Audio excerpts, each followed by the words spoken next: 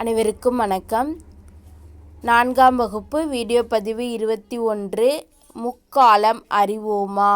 இதில் 3 காலங்களை பற்றி பார்த்தோம் இல்லையா.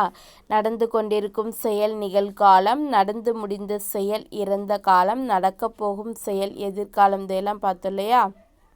இதில் அடுத்து பக்கம் 37 நமக்கு என்ன கொடுத்துருக்காங்கன்னா, அட்டவணையில் விடுபட்ட இடங்களை நிரப்புக அப்படின்னு கொடுத்துருக்காங்க.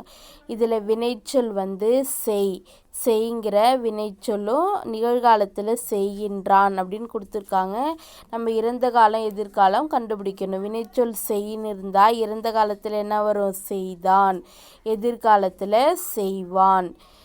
அடுத்து இறந்த காலத்தில் பறந்தது அப்படின்னு கொடுத்துருக்காங்க. இதில் வினைச்சொல் எப்படி வரும்? பற. நிகழ்காலம் பறக்கின்றது, எதிர்காலம் பறக்கும். அடுத்ததில் எதிர்காலம் மட்டும் கொடுத்துருக்காங்க, படிப்பான். இதில் வினைச்சொல் படி. இறந்த காலத்தில் படித்தான், நிகழ்காலம் படிக்கின்றான். அடுத்து வினைச்சொல் கேள், இறந்த காலம் கேட்டதுன்னு கொடுத்துருக்காங்க. நிகழ்காலத்தில் எப்படி வரும்? கேட்கின்றது, எதிர்காலம் கேட்கும். அடுத்து வினைச்சொல் சொல்வார்கள்னு எதிர்காலத்தில் கொடுத்துருக்காங்க.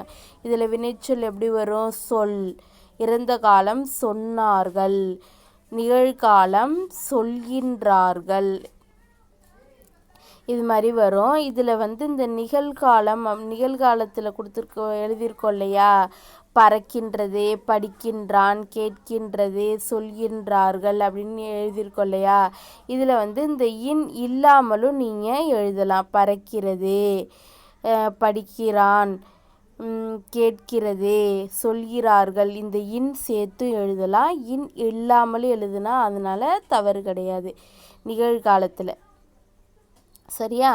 அடுத்து படங்களுக்கு பொருத்தமான காலங்களை பயன்படுத்தி தொடர் எழுதுக அப்படின்னு கொடுத்துருக்காங்க. கீழே இங்கே படங்கள் கொடுத்துருக்காங்க இல்லையா. இந்த படங்களை பார்த்து நாம் தொடர்களை எழுதணும். முதல் படத்தில் என்ன? ஒரு பையன் ஏணியில் ஏறிட்டுருக்கா.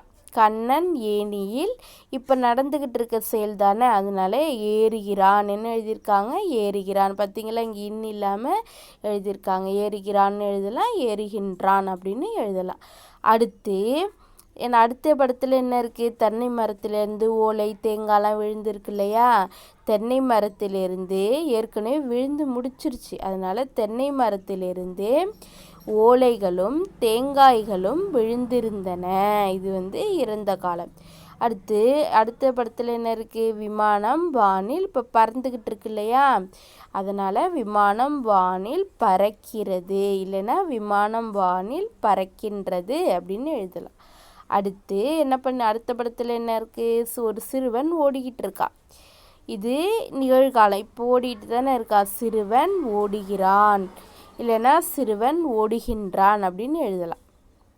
அடுத்து ஆசிரியர் கரும்பலகையில் எழுதுகிறார், இதுவும் நிகழ்காலம்.